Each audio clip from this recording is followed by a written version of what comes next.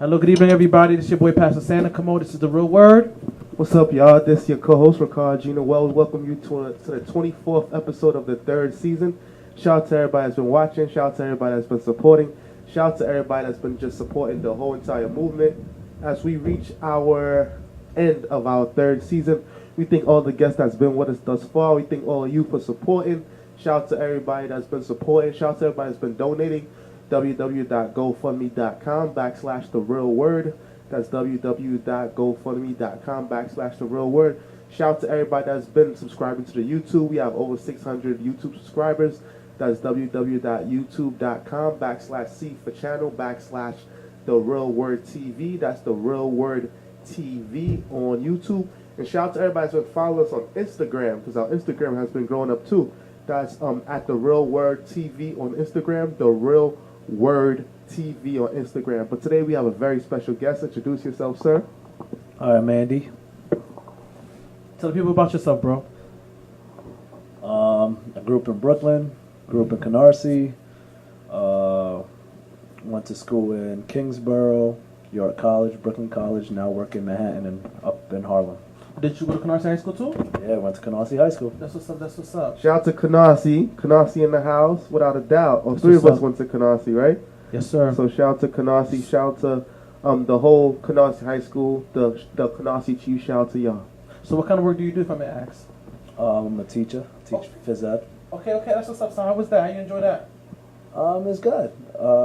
Get the summers off, get the holidays off, but the most fun part is I get paid to have fun and play with the kids. Like, you don't get to play. That's cool. So what's one challenge that you face being a gym teacher? Just knowing that when they come to the gym, they're excited for your class, and knowing that they're gonna get excited, but you gotta keep them excited. Also, gotta bring them back down where they gotta focus and listen. One of the other challenges, sometimes depending on the level you teach at, you have 50 kids. So our student-teacher ratio is a 50-to-1 compared to the classroom, sometimes like a 32 or 35-to-1. Why so big? I don't know. I think that's something the DOE or just how the city or the state runs it. I don't really know how their rules go. Yeah. If it was my point of view, I think one of the big challenges is that there's not a lot of gymnasiums in the school. There's only one gym. Yeah, that's a fact. Some schools they don't have gyms. They have the phys ed class in a lunchroom, stuff like that. So Wow. it's hard. Wait, some people do gym in the classroom? In the classroom or in the lunchroom. Some schools, buildings don't have actual gymnasiums, so they do them in the lunchroom. Why they do it that way though? How come? The lunchrooms have bigger space. Where else would you do it? Oh yeah, the lunchrooms are real big. Yeah. They still have food fights at schools now? I don't know. I don't know. I'm not there, but I'm pretty sure some schools do have it. Back in the days, we used to have fun. We used to do food fights. They used to do milk bombs where they open the milk and they throw it across the room and hit a kid in the face. Plow! I still see stink bombs here and there. Do they still do bomb rushes? Bomb rushes? No. Oh, Not that I man. see. I mean, that depends on the school. Man, these kids fell off. So Wow. what got you into that? Like, what made you do that out of all things? Because, for those that don't know, Andy and I grew up together. Andy used to come to my house all the time when we was in high school. And Andy turned his life around. Andy probably is quiet about that. He might not talk about it. But at one time, Andy was, you was almost a high school dropout. Like, you wasn't with school at all. You used to cut class and hang out at my house. And my dad's like, why this kid always here? Like, you don't have class. And you would dress up for school, put on a book bag, and you would just hang out at my house and be on the computer all day. And then, eventually you went to, you did your degree. I believe you did night school, right? Yeah, I did night school. I got out. I kind of worked the system, kind of what they'd say, fake it till you make it. Yeah. I graduated high school because of night school and summer school. That was the easy avenues for me to get out. Hmm. And then you went to Kingsborough. You did that for a little bit. And then from Kingsborough, you went to York, right? Yep. And then from York, you went to Brooklyn College. And then you did your master's. And, and now you're a successful man, you would say, right? I don't want to say successful. I'm not exactly where I want to be yet, but I'm trying to get there step at a time. And what do you want to be exactly?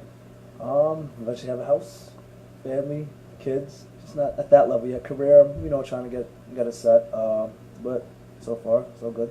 Mm. So what caused you to make such a turnaround in your life? Like from the boy that used to cut school to the man you are today, that's basically mentoring these kids now.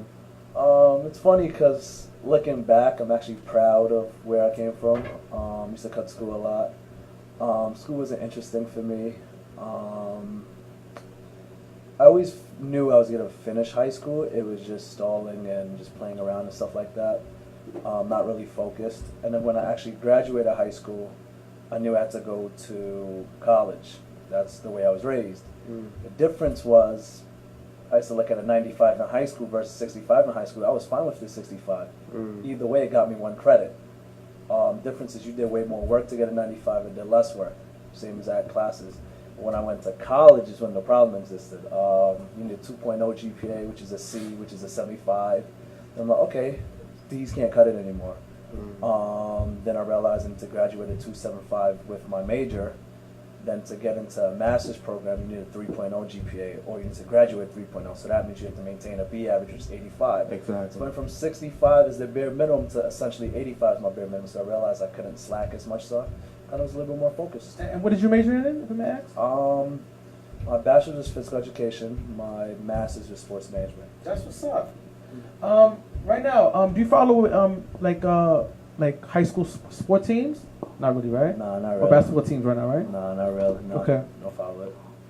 But like I said, I see Jamal still doing his thing. Jamal Shelters, he's still doing his thing at Canarsie High School. I know it's no longer called Canarsie High School now, but he's still doing his thing in regards to holding it down as being one of the coaches and everything like that. Remember Jamal Shelters, right? Yeah, he played I think running back for football. Yeah, Or but Temple. But he played Temple, but he went to the Canada League. Okay. Yeah, he played for the, for his brother.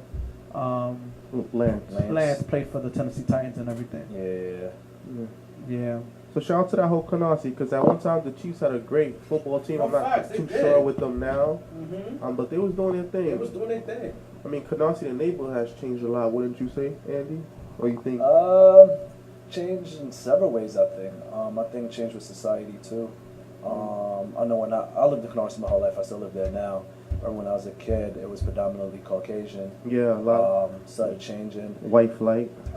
Then I remember when I was growing up, I see a lot of kids outside, a lot of kids in the park and stuff like that. Now I don't see kids outside at all, like just regularly hanging out on the stoop, playing outside, playing tag, playing catch, simple things like that. I don't even see anymore. Yeah, most of them are inside playing video games, Fortnite, things of that nature. And it's what seemed that like it was more violence, as certain group of people moved out and another group of people moved in. Unfortunately, when there's a lot of our people in a condensed area, they start to, I guess, interact with each other in a negative way. And growing up in Canarsie, I moved into Canarsie when I was 10 years old. That was probably like 20 years ago. We old heads now. And majority of the younger Caucasian folks moved out, and there was a bunch of older people left. And there was a few Asian people left, like yourself, no pun intended. and then more West Indian people started to move in, and you could see how Canarsie changed a little bit. For the most part, a lot of the businesses were owned by people of other races. I would say, the corner stores was mostly people from Yemen, and I wouldn't say Afghanistan. I know most of them are from Yemen. Middle Eastern people, and the Koreans had the nail salons and the laundromats, dry cleaners and things of that nature, and it wasn't that much black businesses even till now. And whenever there was black businesses, they did not stay open for too long. I remember there was one black dry cleaner on Avenue L, and I remember I brought my clothes to him a few times. He did okay, but he charged a little bit more than what the Koreans charged. What do you think of that, like the demographic changing? I don't know about the business aspect, especially as a kid. I never really looked at it. I either went to the store or didn't go to the store. I didn't really care to think about who owned it. Even to this day now, I don't really know who owns it. The owner is someone different than who's actually behind the counter running it. Right? Majority of the time, it is the owner behind the counter. Okay, I mean, because it's more like the mom and pop shops. I mean, you also have like certain restaurants that are owned by Caribbean.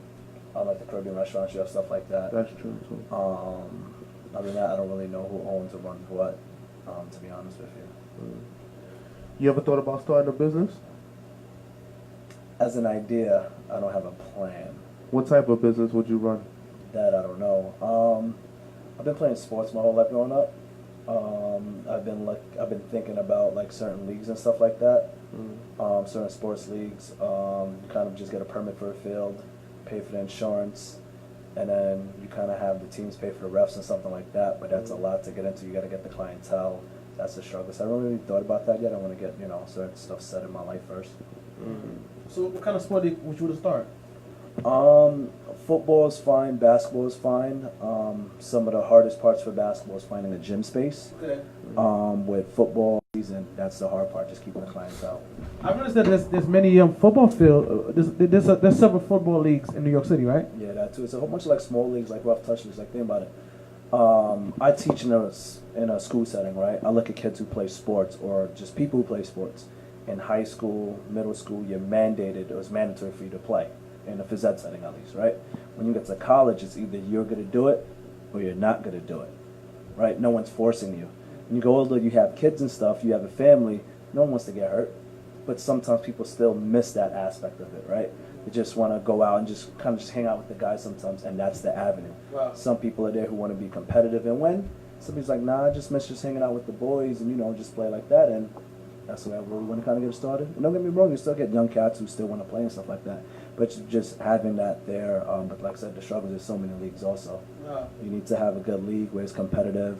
The guys are having fun, there's no injuries, and smooth. But it takes a lot of time to plan to actually get the clientele. Do you think us playing sports as kids, like playing football in the street or playing basketball in the backyard? Because growing up, we used to play football a lot, and we had our football seasons when we used to play football. We used to play football in the middle of the street, and we used to dent people's cars. And there was that one time when the guy broke the glass outside and poured Clorox so we could fall and cut ourselves because he did not want us playing on his block. Now, come and think of it, he was kind of racist now that you think of it. And then we used to play basketball in the backyard from sun up to sundown. And then we used to play, eventually we moved to the park to play football, which was a great idea. And we used to play tackle football in the dirt. Now we don't play it because, insurance reasons. We got jobs and stuff. We can't afford to get hurt. So do you think playing sports helped us as adults now? In what way? And, in team building ways, strategizing, exercising, building people skills, organization skills. Because you used to organize a lot of the games as well. Yeah, that's funny because in that sector, I went the other way because I used to organize so much. I have to call this person, I got to call that person. You got 5 people, you got 7, got to add it up. Yo, we need 2 more. It's a lot of people I got to touch base with. Now it's like I'm lazy. I don't even want to play in anything anymore. Yeah. In the aspect of does it help us? Yes. But like I said, right, nowadays if you want to play, it's hard to gather so many people to go play a pickup game. Yeah. If you join this season or whatever in this league, you have a mandated time, like a schedule. So you can just meet up, play for that hour or so, and then go back home, right? That's the concept I have behind it. When you talk about that guy with the glass and the Clorox, maybe he's racist, but he's right. Right, we all own cars now, or we drive, or we understand owning. He didn't have a car though. Yeah, but look at it, right? He didn't want us playing on his block. But people would always say, "Yo, I don't want you hitting my car."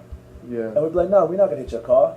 We hit his car, the alarm goes off. What do we do? We run." Yeah. Right, and then the guy comes out, turns off the alarm. No one's there. And guess what? 20 minutes, we're back in the same block playing. But nah, that wasn't us. But as an adult now, you look like, come on, man, I'm not stupid. Like I know what you guys. So if it was my car, I feel something. Nah, don't play it. You gotta play at the block. Nah, I'm not gonna your car. No. I know how that works because I used to play as a kid on the block. You gotta play at the block. Like stuff like that. We as kids, we're just oblivious to it. True. One of the things like I tell my kids too, like when we were younger, we can't wait till we grow up. Right? Yes. Now it's like, we wish we were young, we wish we was your age. It's like, no. Like some things I realize kids take for granted is just being active, right? Like as a kid, you had a hat, you might just take your hat and run. Just goofing around, you're chasing me. Yeah. You know what I'm saying? That deals with just the acceleration, the agility. And after I'll do that. I'll take his French fry and run, yo, stop playing. Boom, go chase me. Those little moments we don't do as adults. So when are we active? Never unless we want to go to the gym. Unless we're doing adult activities. Yeah, I mean, you do that too, but as a kid, you used to do it all the time. Just little things like that you take for granted. You have so much time to do it. Now, responsibilities. It's tough. It does make it much harder when you get older. And I think that's why when you get older, it's easier to get obese or get the daddy stomach, things of that nature. You know, you sitting around. If you work a 9 to 5, sometimes you work a desk job where you just sit there all day. You eat because you're depressed, because you hate your job, going into work every day, blah, blah. And then, you know, you have bills and responsibilities and start adding up.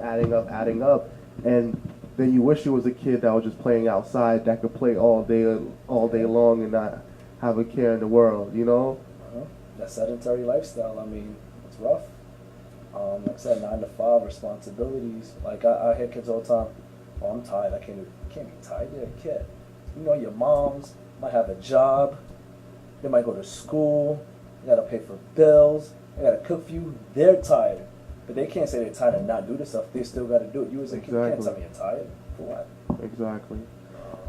And now that we adults and we got jobs, bills, responsibilities, children, we understand it more. But I think when we were younger, we didn't understand it at all. We didn't understand, like you said, the importance of having a car. We didn't understand the importance of like other kids from other neighborhoods coming to play on our block and messing things up and making noise and bringing trouble. We didn't understand, like, you know, we shouldn't be rowdy and fighting. We didn't understand about we shouldn't cut class and just try to stay in school and graduate. And even with getting good grades, like you said, you know, the higher you go up in education, the higher the demand and the pressure is to do better. Because if you claim that you're better, you got to do better, you know. And it's like what they say, as cliche as it may sound, even in Spider-Man, with great power comes great responsibility. And you want to be an adult in America, you got to live up to all these expectations and these responsibilities.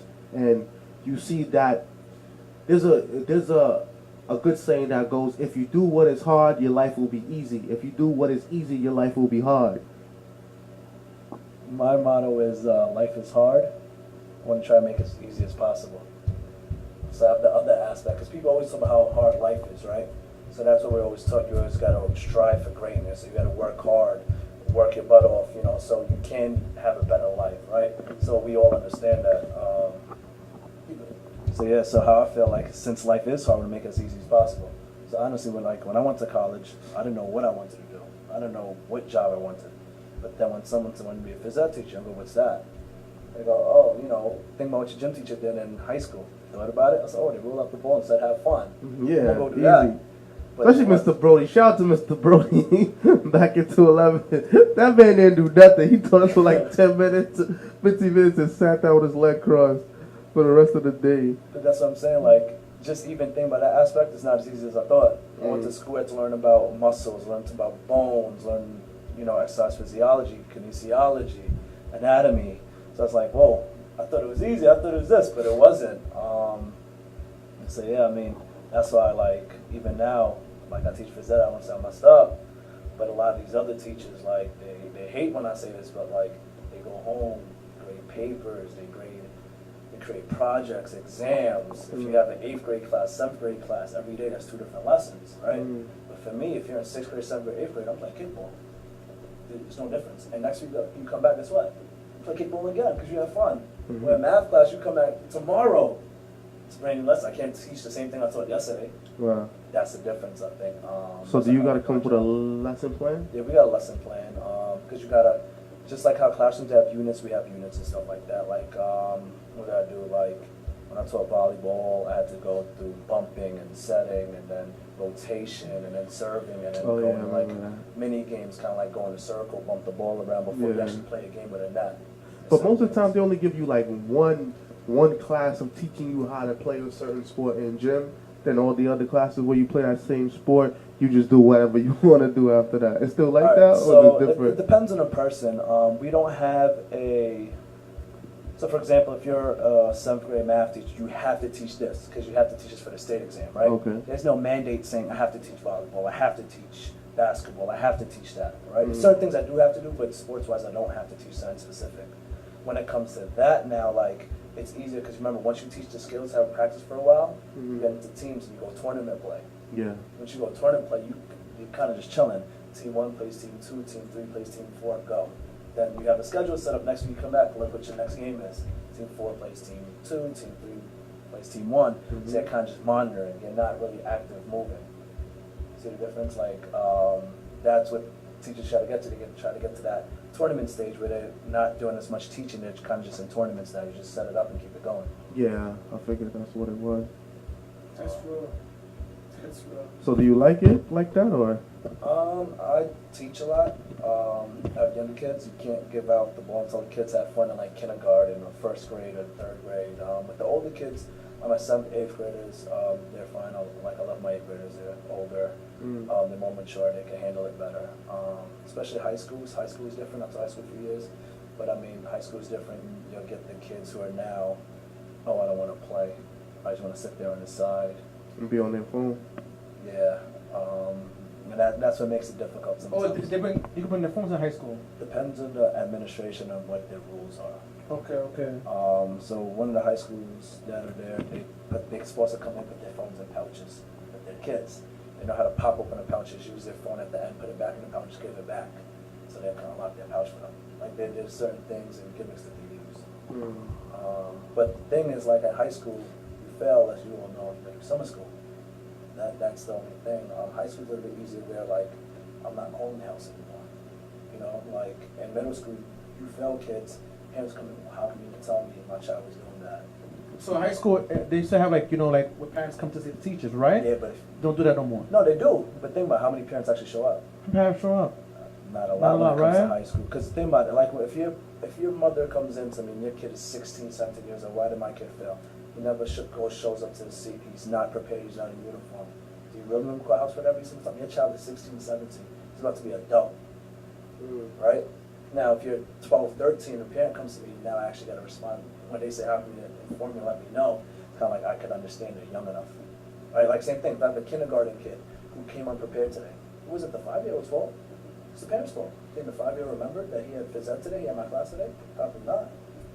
Right, so it comes to different things, right? Different kids. You have a couple shout outs. Daryl, shout out to Daryl. He said facts. Shout out to Mike Rob. Mike Rob said shout out to my dog Andy Wong. We also got Bobby Kessler Feather Mac, and he said my son Wong Andy. So shout out to Bobby.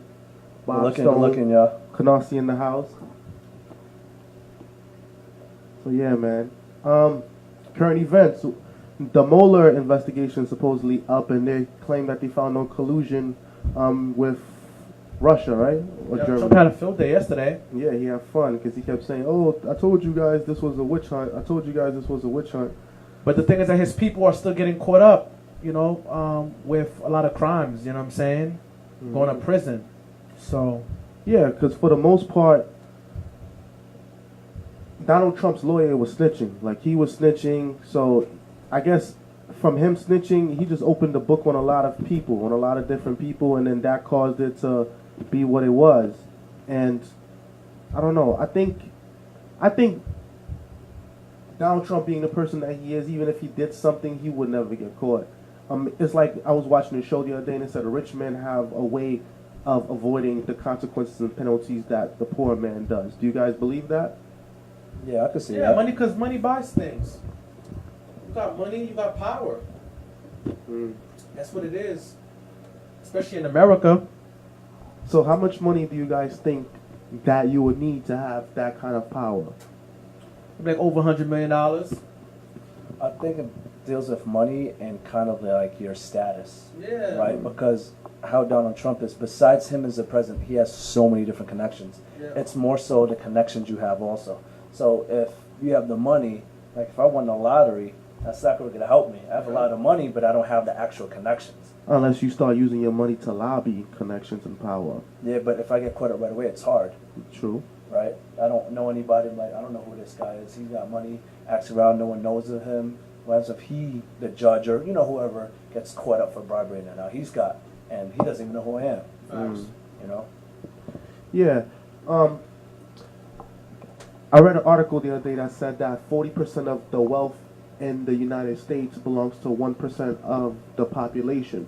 And the other 60% is divided amongst the lower rich class, the lower rich class, the middle class, and then the poor the money that the poor has is so little that they can't even show on the board. And they said that to be considered poor in America, you got to make less than, I believe, 29,000 a year for a family. That's the deficit for the poverty line. So what do you guys think of that? Because one person making 29,000 a year is broke. So imagine, nope, sorry, the poverty guideline is 25,100. For a family of 2 parents and 2 children, the poverty threshold is $24,858. I remember when I first graduated college, my first job out of college, I was making about 28,000 a year. That was about maybe what, 13, 14, $15 an hour, something like that. And I was barely surviving. I was living at home with my mom and dad. So imagine somebody with a whole family. How are they supposed to survive over 20 or 25,000 a year?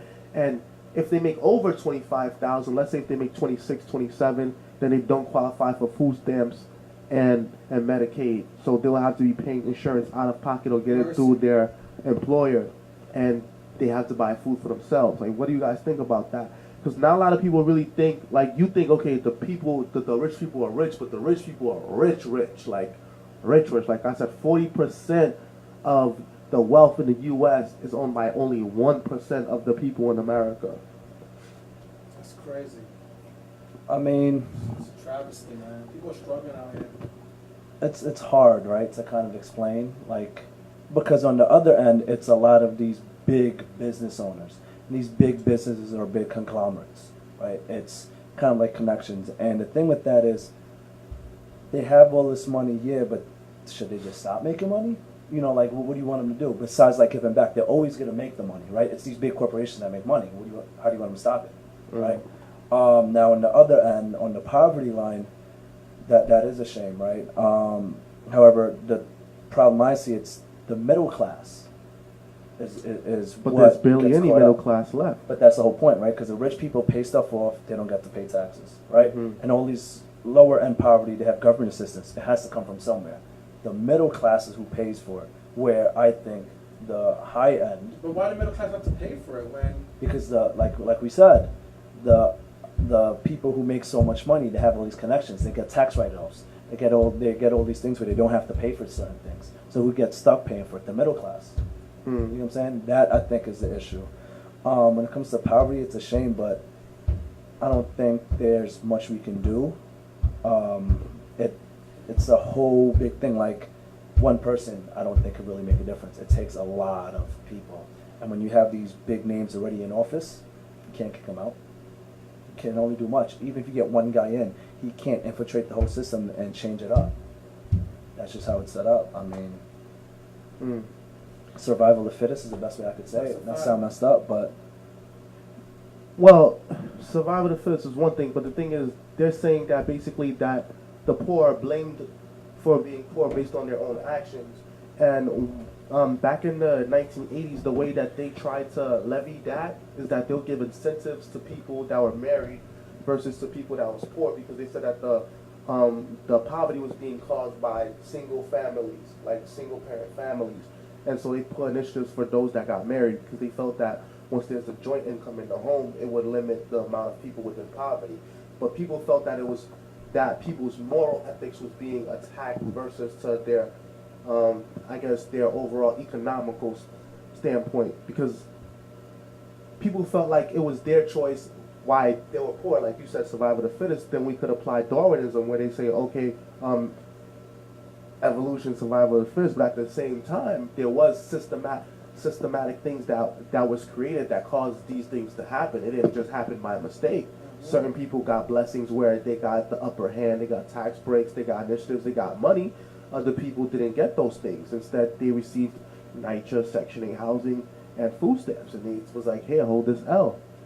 I see what you're saying with that, but I mean, it goes both ways, right? Like, if I was a boss somewhere and I have a job opening, right, and these random people apply, my cousin applies, or if you're not applying, your boy applies, like, yo, Wong, my boy's looking for a job, I heard you're hiring, they fit, what's up? Like, yo, send them in, let's see. Who do you think I'm probably going to hire? Someone I know, right? Yeah, of course. It's kind of like what we say, favoritism. But sometimes I worked at jobs. Oh, that's messed up. This boss got favoritism. Yeah, but if you was on the other end, you was the favorite of the favoritism, you ain't got no problem with it. Exactly. So you can't complain when it goes against you. You know what I'm saying? The systematic stuff, I don't really understand it because I'm not in it. You know what I'm saying, right? I'm not there. I can only speak from my point of view, right? So when you look at these big echelon of people who looks out for the people, I understand it. I'm just not on that end of it, right? Because if I was there, I would like to give back also, but then it's like, if I could make more, why not? Right? Like, people always are looking for ways to be better or do more, right? Kind of like what you learn in a job, above and beyond, right? So if I'm making money, why can't I go above and beyond and try to make more? I mean, eventually you reach this comfortability level where I don't want to work as hard to make more because I'm comfortable where I'm at. I'm not going to kill myself even more, right? When I look at the bottom end, it's like they're getting a lot of the help, right? Where like government assistance, where sometimes in reality, like if you're an animal unwell, that doesn't happen, right? You get what I'm saying? Like, so some other things, it's like, it's kind of like how you always hear it. There's some people that come from that level and make it somewhere, and some people that don't, right? It's your will to do it. I'm not saying everyone can do it, because I always hear about certain things where like they are being held down. Yeah, of course. But if you're just going to complain, that's never going to fix anything, right? You have to be able to get through it somehow. And it's not easy, but, you know, that's the only way, because you keep complaining, it never gets you anywhere. We have comments from Angela Lewis. Let's see what she says. She says, do not put that energy out there like a Donald Trump's as extraordinary power. Everything is cause and effect. It will catch up with them, just like the way you treat Obama is now. And now is get it back the same or worse treatment. Okay, somebody need Grammarly. It is disgusting when someone has a platform and they talk about weakness. Thanks a lot. And the fact is, many people with privilege is supported by many people that don't want to hurt them. Just like a successful brother or sisters, a boss, a kind neighbors. Any comments on that, or it's just? I think Donald Trump is gonna pay for what he's doing. I don't think now, but I think in the long run he's gonna pay. The way it seems to me, because CNN and MSNBC was very distressed about him not getting caught up with collusion. But if the truth is the truth, the truth is the truth. You know what I'm saying? It is what it is. At the end of the day and everything like that. Yeah, and I think all things come to light eventually. That's just the way the world works. Yeah. I feel like with a platform, you're able to talk about whatever you want to talk about, but anyone that's watching is entitled to their own opinion. I mean, it is what it is. How you feel is how you feel. That's a fact. Mm-hmm. Wow. That's real. How you guys feel about the situation with the father who committed suicide from the high school from Parkland, Florida?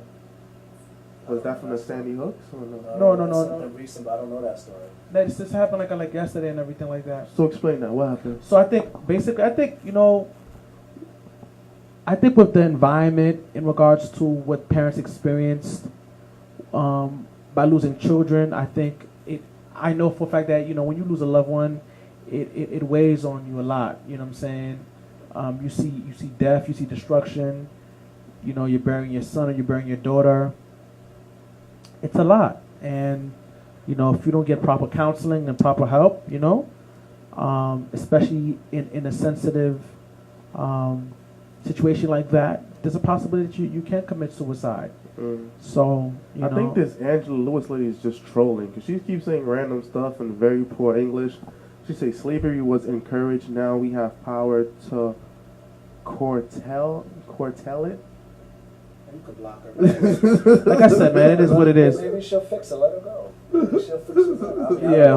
But I just feel like, what I'm saying, like, especially situations like that, I feel like, parents need counseling, parents need support, parents need encouragement, parents need words of affirmation. It's hard being a parent, to be honest. No, facts. It is hard. It is hard. It's very stressful. I believe it's hard. Like today, I'm at work. I work in my own 9 to 5. I'm trying to start up this company. Me, you, Pastor Pierre. Shout out to Pastor Pierre, Judith. Adele and everybody else that's part of the Real Word. And you know, I get a text from my wife about my kid kicking some lady, screaming, saying that the babysitter's kidnapping him, like, you know, and it's like all these stresses come into fruition all at the same time, and you gotta deal with it. And it's like you gotta roll with the punches. Like being a parent is a job that you can't wake up one day like I don't want to do it no more. I mean, some people do it, you know, they just walk out and don't come back again. But you know, like that one is hard. Like even last night, the baby wouldn't stop crying, and I was just sitting there till like 12, like at midnight, just sitting there on the couch. And then I look at her, hoping that she's falling asleep. She looked back up at me like, haha, I'm not sleeping yet. And it's like you know, like that's just part of the things. You know, it's a very rewarding job, but at the same time, it's a 24-hour job that like never stops. You know, and I can understand why some people like it's not for them. You know, some people like, yo, it's not for me. Like that whole parenting thing is not for me. Like I'm not gonna try to do it. It's not for me. No, thank you. Some people are like they just head on straight with it. They're like, all right, like I'm gonna do this. This my generation is gonna come after me. They're gonna pave the way for others, and I'm gonna jump head into it. But there's some people that are like, nah, I'm good. I'm gonna just take care of myself. I don't have to worry about another life. I don't want to have to worry about all of that, and that's it. I mean, sometimes you just gotta grind it out. It's like in anything, right? I mean, it's a long process. When they get older, as you always hear, it's a little bit more relaxing. Yeah, she said cartel equals avoid. She said criticizing my English while I'm driving and dictating doesn't sound too good on and your part. AND. I'm only applying the feedback. Yeah, you shouldn't text and drive. Safety first. Yeah, safety first. You know, I hope you buckled in. Because, wait, you're watching us on Facebook Live and driving and texting? Like, what? Like, and you're giving advice to us? Oh, man. Where do these people come from? They're watching, but, like I said, man, you know, kudos to all the fathers out there who's taking care of their business. Kudos to all the mothers out there taking care of their business. It's a blessing to have children, you know, so. It's a blessing to have children, so definitely. Wow. So how much children you plan on having, Sandy? Maybe like 3 or 4. Sheesh. That's a lot. What about you, Andy? 2, maybe 3. That's about it. Not that many. 2.5? 2.5 kids, a dog? A picket fence? Well, I'll take a dog. I got a dog now. Well, yeah, exactly. So, what, a boy or a girl? What if you end up with 2 girls? Are you going to go back for a boy? Yeah, probably. Depends how old I am. There's a little girl, right? Yeah, 2 times. exactly. And it's really like that, though. Like, little girls really do like their daddies. It's crazy. That's real. Was about to ask you. So, I know school's about to be done. How you feel about that? You got 3 more months left, right? 3 more months left. You mean 2 more months, because Spring break coming too, right? Yeah, spring break's in like 3 weeks. You still got April, May, and June. Once June hits, it's a little bit more relaxing, but there's 2 problems. Summer school? No, the kids get wild. They know it's the end of the year also. Oh, wow. Right? That's the hard part. The kids know it's the end of the year, so you still got to manage, right? But you know the school year's over. How old are your kids? Like the kids that you 5 teach? to about 13 or 14. Okay. But then I coach high school, so they're a little bit older. There's certain things that certain teachers look at. Depending on what you teach, you'll look at state testing. Once state testing kind of finishes, you kind of they still have regents, right? High school still have regents in June. Okay. But I feel like the grades 3 through 8 they have state testing and like May and stuff. Okay. So once they get through that for their major, they're a little bit more relaxed. Some jobs have like audits and stuff. Okay. We have some called observations where administration comes in, they watch you teach, grade you on it. So once those are done, you're kind of in the clear. Wow. Certain things, but just a few more of those and I'm all right. I hear you. That's what's up. What do you guys think about Rob Gronkowski retiring with 3 rings, a couple Super Bowl? Man, he's a legend. MVPs and He's a legend. I mean, that's not my team, but I feel like, you know, what he has contributed to the NFL and who he is as a human being, he's awesome. I feel like he really made that brand the dynasty that it is and it was. So shout out to him and kudos to him of what he wants to do for the rest of his life. And yeah, he's a legend. He's a legend, definitely. Do you think he's the best tight end in history of the NFL? No, I think he's one of the best, but I don't think he is like. So what do you think is better than him?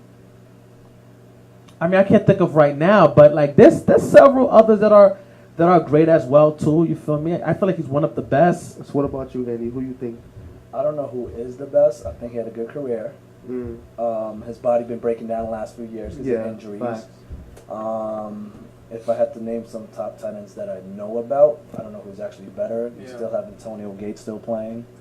Tony Gonzalez. Tony Gonzalez, who retired. People talk about Shannon Sharp, but I don't really know him. He was in the 90s. I was still kind of young. Yeah. He was nice though. Yeah. He was nice. So you have some people. Son that used to play for the Giants. I forget his Jeremy name. Shockey? Yeah, Jeremy Shockey. Oh, Jeremy Chucky was amazing. Yeah, but when you look at career, it's like you're amazing for a few years or you're amazing for your career. There's a difference, right? Yeah. Like Antonio Gates is still playing. I mean, I think he retired now, but he's still playing. Rob Gronkowski played 8 years. Yeah. You know, so there's a little difference. Even though he did Wait, amazing. Is Jeremy Chucky still playing? I don't think so, right? Yeah. I think Ron Kakashi played about 10 years, right? Yeah, I think from the age of 20 to 30. I think so. Yeah. Antonio Gates is still playing. Yeah. I mean, up to this year, I think Antonio Gates started before him and ended at the same time as him, essentially, right? Yeah. But the difference is the rings, right? The championships. Depends how you look at it. Yeah. All right, I'm gonna tell you what I noticed, right? Yeah. From my sports management degree, a lot of people are fans of whatever team they're part of, right? Yeah. Not to talk bad about certain teams, but people go, oh, like the Knicks, they always make bad decisions, right? But you gotta remember, you're a fan rooting for a team that's winning a championship, right? Mm-hmm. As a owner, I might go, I don't care about winning a championship. I'm making money. Making money. Yeah. Like, for example, I would never be able to compete with the Warriors. Why am I putting out so much money and I know I won't bring a championship here? They used to suck back in the day, but now it's a different situation. But think about it. As owners, there's only one team that wins a championship. If I can make it to the playoffs, I make bonuses, meaning make extra money because I have playoff games, then fine. It's a business. We're looking at it as a team winning championships. These players sometimes are doing it as a job. We're looking at them, they want to win a championship. They're not there for a championship all the time. Calvin Johnson retired early. He could have still kept playing. He doesn't have championships. No, that's a fact. But there's guys who really love the game, though. There's guys who join. They love the money, but they do love the game. They do love the bragging rights. And there's some dudes that play just for the championship, like KD going to Golden State. He did it for the championship. Yeah. And then there's people that never won a championship ever. And you look at them like, wow, is their career ending? Like, look at all the people that never won a championship because of Jordan. Yeah, I mean, but that comes with the territory, right? You could try as much as you want, but sometimes you just can't get past that roadblock, right? There's always someone better than you sometimes, like that concept. True. You know how, like, we're always taught hard work pays off? It's a great line, it's not necessarily true. Right? Why do you say that for? Because I could work as much as I want, there could always be someone better than me. That's a fact. Because a CEO That's a makes, fact of life. They said that a CEO of a company makes about an hour what his lowest or his most average worker makes in, I think, a day or a week or something like that. And I can see what's wrong with it, but it's not really wrong with it. If But they don't the really owner do of something- nothing. But that's the thing, right? I own it. I'm the brain behind this. Or if I'm not the brain, I hire somebody who's the brain. I understand you're in the low end, you're doing all the work and helping make my money, but what do you want to do? You want to get paid the most? I'm not getting paid nothing?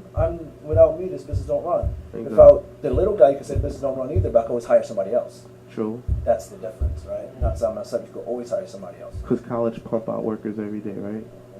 I guess you say in a way that's slavery. The only difference is that you're getting paid a wage versus to back then when it was slavery, you got room and board, but now you get paid a minimum wage to slave yourself, you know? How would you define slavery is the real question. Well, I guess you could say you a indentured servant because you sign on a contract to work about 7 hours a day for a certain amount of fee, and within that 7 hours, they basically afflict you. Now here's the difference. You signed on. Slavery you didn't choose. True. Right? So now you could choose not to work that job. That's completely fine. If you're going to be a farmer, and then that's what you're living off of, that's fine. But if you don't have a job and you can't support yourself, what are you doing? No one's forcing you to work. That's why I don't think it's slavery, right? You have a choice. You could work this job, this job, this job, or that job. Certain jobs you can't get because it's not an opening. Certain jobs you can't get because of credentials. I don't think it's slavery. You might say it's slavery work because, like, you're killing yourself, right? Because I know when I was young growing up, when I was in college and stuff like that, I would work 20-hour shifts, 30-hour shifts at jobs. Why? Because I work the overtime. But when I really think about it, it's like, man, I'm doing all this work. The company's making all the money. I'm making this chump change of whatever I'm making per hour, right? But like I said, I chose that. They didn't say you have to come and work 30 hours. There's a difference. Slavery is you have to do this. If you don't get, guess what? I don't know, whatever happens, happens. But you know, that slavery mentality, if you might look at it that way, but it's not slavery. It's not you have to do it. True, you can walk away at any time, but you kind of have to do it in a sense that you have to support your family. Yeah, you have to survive. A lot of people that work certain jobs, they don't want to be there. As in, perfect example, when we were kids, like I worked at McDonald's, and working at McDonald's, I had to clean the bathroom, mop the bathrooms, put fries in the thing. But most of the time, I just did cleaning at that time. But I knew that if I didn't do what I had to do in regards to go to school and get an education where I get a better paying job, I'll be stuck doing that my whole entire life. Eventually, I did get a degree, and then I got an office job sitting behind a desk. I didn't do manual labor, but now it switched to mental labor. And some people think that there's a difference between manual and physical and It's a lot. It's a manual lot of and work. mental. It's a lot of work. Both of them is a lot of work because the mental it could hurt you a lot. Like, you know, like people coming all the time, especially like in my field where people depend on me, you know, and sometimes you gotta push paperwork against certain bureaucracies, and they have their politics and red tape that you gotta go against, and the person, we say the lay person, quote unquote, or the average person, they don't know about these things, and so they think it's with a snap of the finger. Since you're sitting behind the desk and you're pushing a paper and you're sitting behind a computer, all you do is type and things happen, and it doesn't happen that way, and that could cause sometimes a mental illness, because sometimes in those fields you take a mental health day where you take a day off to recoup, and they build that into the contract. They give you personal days on top of sick days for you to recoup from that, you know. And sometimes you would rather just push them out because you don't got to think much. Just push them out and clean and keep it pushing. Because if you ever see, most times janitors be the happiest people at some offices. They just whistle, do whatever they want to do, mop the floor, and they chill most times. Go outside, smoke a cigarette, come back upstairs, flirt with the girls. They tell them, hey, do this, do that. Like, okay, cool. And they come right back and they're chilling. You, on the other hand, you're on the computer stressed, typing, doing paperwork. I mean, I think it's a give and take relationship, right? Exactly what you said it. Manual labor job, don't a lot of brain work. You get your job done, that's it. Most of those jobs, not all, you don't get paid as much. Where you go to school, like you said, you do this, you're a thinker. It's a mental stress, right? You have to do this, but you get paid more, right? I think on the other end of it, it's also how you take your job, right? If you don't let it bother you, that's fine. But think about you as a kid or you as a person. You go to McDonald's, you go to some place, yo, why is this person taking so long? Why are you doing this? Yo, all they have to do is do this. Like, why? Right? Because you kind of give them the same mental stress. You don't know what happened before that, right? Exactly. You don't know their personal life, what they're going through. So same concept. The way I look at it, I remember when I was young, or maybe early 20s, you hear people all the time, they want to go to happy hour. They can't wait till the weekend because that's when they got the days off. Kind of like when you said, oh, people don't like their job, right? And that happens. And sometimes they get in it so deep, it's, I can't quit now. Meaning it's hard for me to restart and find a new job. I got to grind this out, right? That's the hard part. Like when I speak to some kids in high school that's about to go to college, what do you think you want to study in college? They'll tell me whatever. And I go, here's the best advice I'll give you. Because college is not for everybody, as we all know, right? No, it's not. So I tell them, whatever you go for college, whatever your majors, before you even graduate it, figure out what jobs you get from that degree and how much you're getting paid. If you don't think you like it, then you're going to finish a college degree and not do anything with it, like a lot of people do. A lot of guys go to school and they major in liberal arts. Like, yeah, but I'm saying they'll major in something like communications or something where they won't even use a degree, psychology. You know what I'm saying? Stuff like that, anthropology, sociology, stuff like that. And then what I tell people is, if you have no idea what you're doing when you're like 24, 25, because you're not going to remember a whole big conversation when you're 18, get a government job because it pays a pension. Yeah, true. For me, it's when I went to college, same thing. Like I know I spoke to people that wanted to major in other things, and then they go, school is hard, and they go, what do you major in? I said, phys ed. You know what they did? change their major. If it's that major, now they're gym teachers just like me. Word? Yeah, like I had a few people that switched over, but I mean, when you do that, right, it's now when I look at it, it's not the greatest job, but I enjoy my job. There's stress that comes with every job, don't get me wrong. Of course. But I get to go in. There's no one breathing down my neck. There's deadlines, but I don't have a lot of deadlines. I get to have fun, No. play with the kids, and get paid for it. You know what I'm saying? That's the cool part. So like so with my job, I look at it, there's times I'm looking forward for a break, but I'm not like stressed out like, oh man, I can't wait for the weekend just to get a break. Like, oh man, until I get a drink, it was stressful. Like every day you walk in and there's certain jobs people go in, before they go in, it's like, oh man, I got a headache today. I don't want to go in. Yeah. I don't have that every day. There's certain days I'm tired. It's not like I'm walking into a headache knowing it. Right? Yeah, that's nothing. A lot of people like happy hour, and I think a lot of people live unhappily. That's why when they go home, they'll go in groups to bars for happy hour, but some of them go home and roll up a spliffy for their happy hour to blow off some steam, literally, from the day that they had, And I feel like, in a sense, we get caught up in the rat race because we don't have the luxuries that others may have. As in, wealth is passed down from generation to generation. Some get lucky and build wealth within one's lifetime, but some inherit it. But when you inherit that wealth and you have that backing, life tends to be easier, where you have the luxury to experiment with other things, and you're not in survival mode like a lot of other people are. I can agree with that. But there's also one of those where a lot of us decipher, or we look at it as money or wealth equals happiness. Right? Where you look at other countries, some people are happy, don't have anywhere near the amount of stuff we have. Right? And even people who are so wealthy, it comes with its own personal problems. Right? You see a lot of these More money, wealthy more people who die from drugs, right? Stuff like that. Who gets caught up in certain things. Because now, guess what? You're at the top of the spotlight, you're at the top of the totem pole, people's gunning for you. People want that top spot. Stay in the middle, keep your mouth closed, linger around. No one knows about you, kind of, all right, living comfortable. I think that's like the difference also. So you would rather live comfortable, you saying? Yeah, I'd rather live comfortable. I mean, don't get me wrong, if I could be rich, I'd be rich, but I'd rather live comfortable. So if you were rich, what type of rich lifestyle would you live? Buy a house, maybe a few houses, some to rent out. Depends how rich, but go on vacation a little bit more, see the world, and just live a comfortable lifestyle. I don't need a brand new car every year. Depreciation, they teach you that, right? Maybe a lease, so I don't have to keep worrying about my car, give it back, get a brand new one. Yeah. Instead of owning, but I might just own one car just to have it, just in case. But other than that, just live a comfortable lifestyle. I don't need the top end stuff. It's like what they tell you, the rich people. You don't know what they got on.